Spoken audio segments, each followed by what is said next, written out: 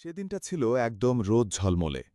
সিওয়ার্ল্ডের বিশাল এরিনায় দর্শকদের ভিড় উপচে পড়েছে। শিশুরা হাততালি দিচ্ছে আর সবাই তাকিয়ে আছে মঞ্চের মাঝের সেই নীল পানির দিকে। সেই পানির ধারে দাঁড়িয়ে আছেন জেসিকা র্যাডক্লিফ, ৩২ বছরের অভিজ্ঞ এক ট্রেনার। তার হাসি ছিল দর্শকদের কাছে সবচেয়ে বড় আকর্ষণ।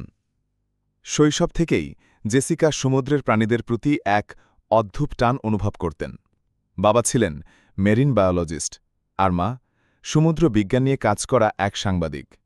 ছোটবেলায় বাবার সঙ্গে ডলফিন আর অর্কা দেখার অভিজ্ঞতাই তার স্বপ্নকে গেঁথে দেয় একদিন সে এই প্রাণীদের সঙ্গেই কাজ করবে। তার জীবনের সেরা বন্ধু ছিল অর্কা মর্গ্যান, ৫ টনেরও বেশি ওজনের কালো সাদা দেহের এক বিশাল প্রাণী।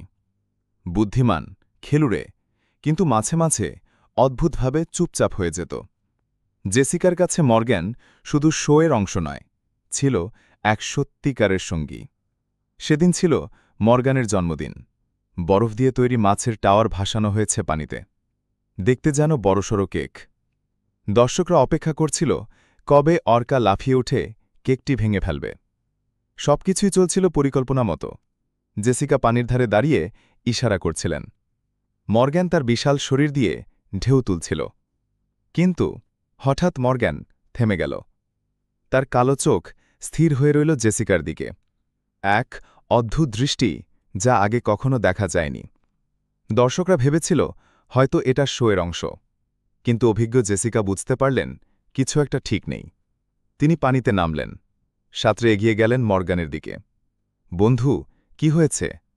কণ্ঠে ছিল কোমলতা। কিন্তু পরের মুহূর্তেই মর্গ্যান ঝাঁপিয়ে পড়ল। জেসিকার হাত শক্ত করে চেপে ধরে টেনে নিয়ে গেল পানির গভীরে। দর্শকদের করতালি থেমে গেল। পানির ফেনার ভেতর শুধু দেখা যাচ্ছিল এক বিশাল কালো সাদা দেহর আর মানুষের মরিয়া লড়াই। অন্যান্য ট্রেনাররা পানিতে ঝাঁপিয়ে পড়ল। বাঁশি, হাতুড়ের শব্দ, সব চেষ্টা ব্যর্থ। মর্গ্যান যেন নিজের জগতে হারিয়ে গেছে। ১ মিনিট, ২ মিনিট, তারপর নেমে এলো এক দীর্ঘ নীরবতা। অবশেষে মর্গ্যান নিজেই ছেড়ে দিল জেসিকাকে। তাকে দ্রুত পানির বাইরে তোলা হলো। কিন্তু সব শেষ। সেদিনের পর শো অনির্দিষ্টকালের জন্য বন্ধ হয়ে গেল। সংবাদ শিরোনাম, প্রিয় ট্রেনারের মৃত্যুতে বিশ্বস্তব্ধ।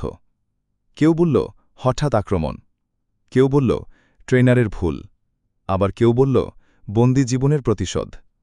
দিনের পর দিন হাজার হাজার চিঠি ও ফুল জমা হতে লাগল জেসিকার কর্মস্থলে। একসময়ের গর্জনময় এরিনা পরিণত হল নীরব স্মৃতিস্তম্ভে। মর্গ্যানকে সরিয়ে নেওয়া হল অজ্ঞাত স্থানে। জেসিকার নামে তৈরি হল একটি ফাউন্ডেশন, যা বন্দী সামুদ্রিক প্রাণীদের মুক্তির জন্য কাজ করে। আজও যারা তাকে চিনত তারা বলে, জেসিকা রেডক্লিফ শুধু একজন ট্রেনার ছিলেন না, তিনি ছিলেন সমুদ্রের কণ্ঠস্বর। আর কেউ কেউ বিশ্বাস করে, যেদিন মর্গ্যান মুক্তি পাবে, ঢেউয়ের গর্জনে শোনা যাবে তার প্রিয় বন্ধুর হাসি। কিন্তু বন্ধুরা, এই পুরো গল্পটি আসলে কাল্পনিক। জেসিকা রেডক্লিফ নামে কোনো ট্রেনারের অস্তিত্ব নেই। এটি এসেছে সোশ্যাল মিডিয়ায় ছড়িয়ে পড়া একটি ফেক ভিডিও এবং এআই তৈরি কন্টেন্ট থেকে। তবে বাস্তবে অর্কার আক্রমণে ট্রেনারদের আহত বা নিহত হওয়ার ঘটনা ঘটেছে।